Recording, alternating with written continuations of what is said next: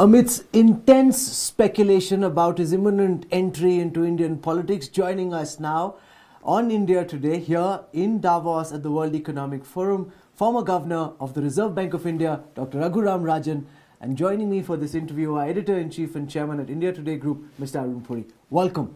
Dr. Rajan, I want to start by asking you about all of what we've been reading on social media, that you've been in touch with Congress President Rahul Gandhi, that you're writing some policy papers for the Congress party, and in the campaign of 2019, Dr. Rajan's imprint will be seen large on what message Congress takes to the Indian voter. That's a lot of speculation built on relatively few facts.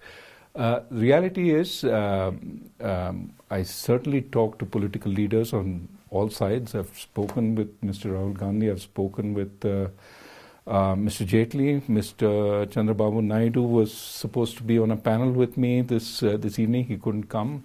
So I've said repeatedly my sort of desire is to see that we do the right policies in India. And along with a bunch of economists, including Geeta Gopinath, who just took over at the IMF as chief economist, we put out a set of policy papers. And there have been some inquiries about them. How do we take this forward? How do we take that forward?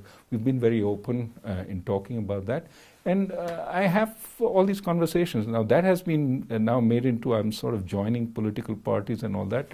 No, I'm talking to people as I've always talked. The theory is if Rahul Gandhi is Prime Minister, Raghuram Rajan, the technocrat, is the most likely to be his finance minister. I think that's making, going too far ahead of where we are right now. I think the important thing at this juncture in India is to recognize that we have some economic problems. And I think at this point what we need to do is set in place the policy structure to remedy some of those issues. Clearly, we have serious agricultural distress which needs to be resolved. Clearly, the pace of growth is not creating jobs. That's part of the distress because, some people in agriculture say what we need is to get out of agriculture. And how do we get people out of agriculture into the workforce in a serious way? That's a matter of creating good jobs. How do we create them? And I think these will include taking action on things like the banking sector. How do we clean it up quickly and improve the governance so that we don't have a recurring problem? How do we energize construction, which has been the biggest employer in some of our emerging market peers as they grow? So these are economic problems. I think economists have good ways of thinking about them. And of course, trying to make them implementable is part of the agenda. Can you share some details about your conversations with the Congress President, and also how receptive was he about the kind of policy ideas that you have? I never talk about private conversations with whoever. So essentially, you're not ruling out the possibility of playing a more active role in Indian politics. No, I'm not a politician. I have no capacity to be a politician. I have no abilities in that direction. What I would like to see is good policy. And where I can help sort of try and design, shape good policy, if that can be taken forward, I'm very happy. But really, it's a matter of offering policy inputs. In spite of the growth of the economy around 7%, jobs is still a big problem. Why do you think that is the case? You had, I think earlier in your RBI governor tenureship, you had suggested in a lecture very diplomatically that manufacturing perhaps is not the way to go, that the more emphasis should be placed on services, you would get quicker results because you don't need, infrastructure takes a long time to build and so forth.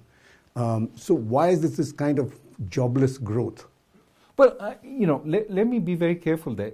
I'm not saying we don't need manufacturing. I'm saying that we need to create the conditions for any kind of industry, whether services or manufacturing, to start up. And that means, as creating a better infrastructure environment.